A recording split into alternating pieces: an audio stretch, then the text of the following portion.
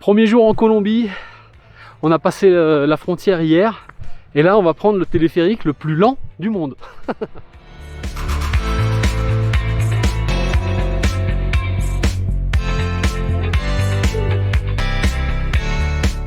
Effectivement, c'est très lent.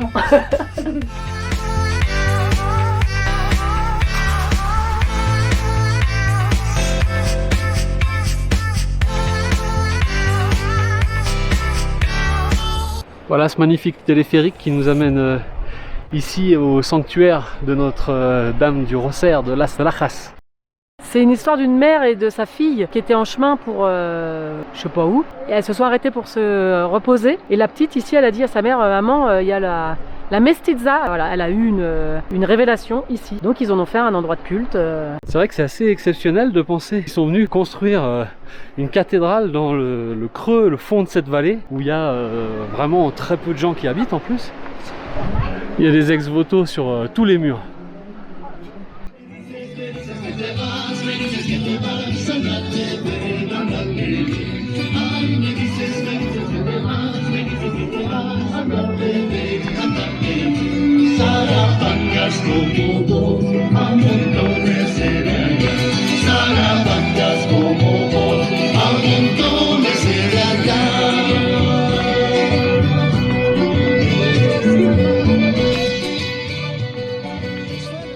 Après le téléphérique de Las Lajas, on reprend la route direction le nord, les Caraïbes.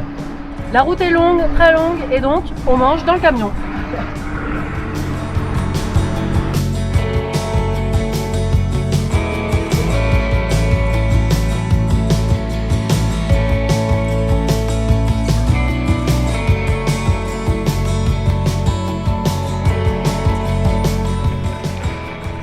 Ce matin on arrive dans la région du café. On s'est arrêté dans cette petite ville de Finlandia qui a l'air ma foi très jolie. Très jolie. Et on va essayer de visiter une finca, une petite ferme de café.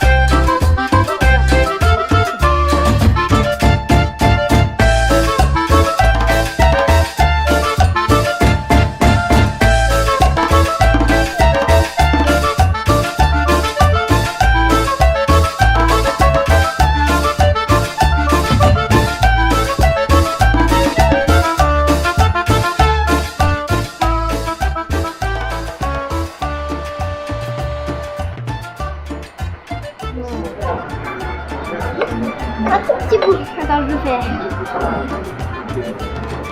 Il n'y a pas de plus, c'est plus. Attends, je peux le voir. Je peux le voir. La Finlandia, c'est pas l'endroit touristique, c'est pas le village touristique. Le village touristique, il est de l'autre côté de la vallée.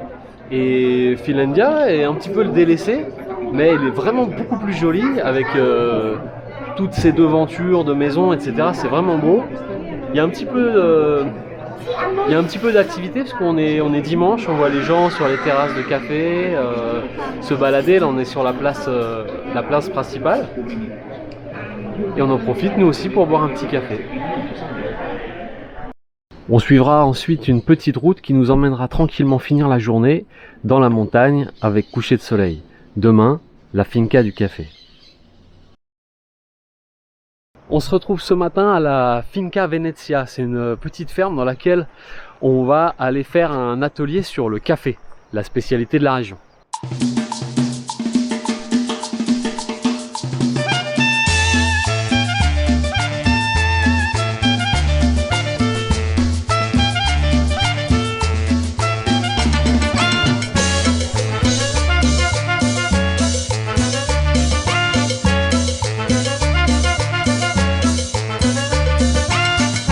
On a été accueillis par Yann qui nous a fait une petite explication des différents types de café. Même historiquement, le café vient donc d'Éthiopie. Il a ensuite été emporté par les colons en Inde, puis aux Caraïbes, puis enfin en Amérique du Sud. Il nous a ensuite fait faire le tour des plantations.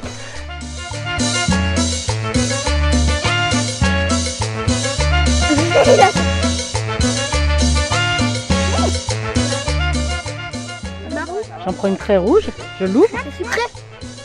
Je sens. Maman, tu peux m'en prendre une rouge, très rouge. Ça me fait penser à un légume. C'est un peu goût de melon. Moi, j'ai pas croqué. C'est dur. Maman, là, t'es en train de croquer? Super. Ça goûte de petits pois. Ça a le goût de quoi? De petits pois du jardin. Petit pois.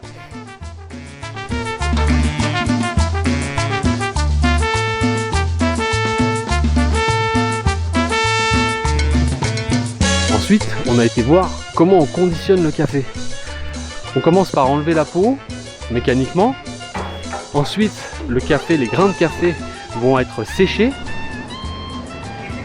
Et une fois séchés dans des fours, une fois séchés, ils seront vendus à la coopérative, puis exportés à travers le monde. Ensuite vient l'étape de la torréfaction qui va donner le goût au café. Et c'est là qu'intervient tout le côté culturel du goût qui va pas être le même en Colombie, en Europe ou dans d'autres pays du monde. En plus des tours de la plantation, la finca offre des chambres, comme ici dans ce jardin magnifique où se promènent des paons. Bref, nous je crois qu'on va rester un petit peu.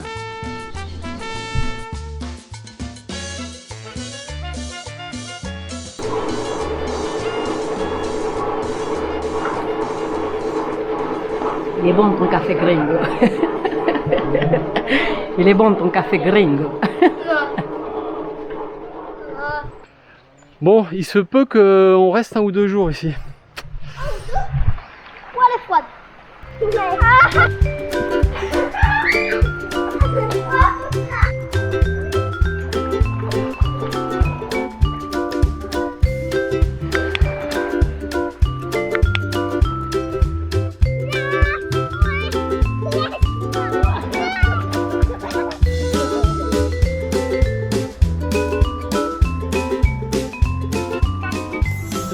Allez, on repart dans notre petite finca du café, direction toujours plus au nord.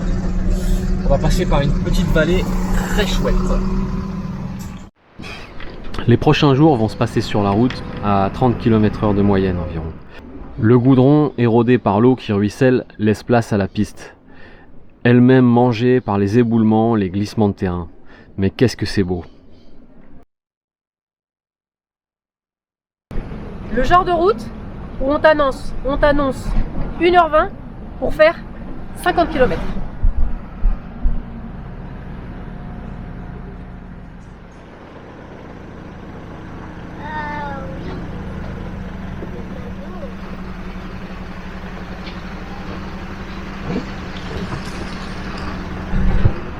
Donc là on était sur la route principale et puis tout d'un coup, il n'y a plus de route.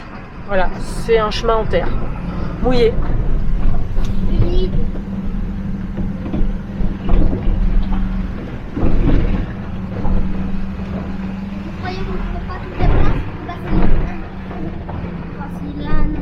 Ça, c'est encore plus beau comme ça.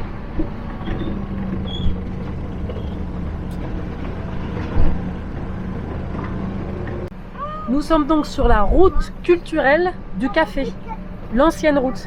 À côté, plus loin, en parallèle, il y a une autoroute qu'on n'a pas pris, évidemment. Donc on est vraiment là, sur la vraie route du café. Il y a des plantations de café partout. C'est magnifique, vraiment un paysage magnifique, incroyable. Le café qui est cultivé dans les coteaux, mais ils sont entre... C'est super pentu quoi. Et ils vont cultiver le café là, tout ramasser à la main. Et ensuite ils les font sécher sur le bord des routes parce que c'est plat, enfin plus ou moins plat. Ça emmagasine de la chaleur sur une bâche comme ça. C'est pratique. C'est vraiment une très belle route. On a grand plaisir à se battre. Olé, encore un camion. Bah, c'est vraiment une route sublime, hein, mais ça reste assez dangereux. Ça reste une route dangereuse parce qu'il y a beaucoup de camions. Ah ouais. Et on va dire que les règles du code de la route ici sont pas vraiment respectées. Voilà, on a un bon exemple. Par exemple, sortie de virage, t'as un mec qui est garé. C'est normal. Il vient là pour jeter ses merdes dans la fossé.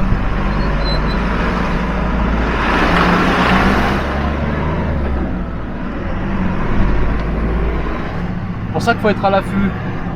Mais je l'avais vu dans un coin de l'œil descendre un petit peu plus haut de la montagne. Donc j'étais déjà sur le qui-vive. C'est pour ça que j'ai allumé la caméra parce que je pensais déjà le croiser.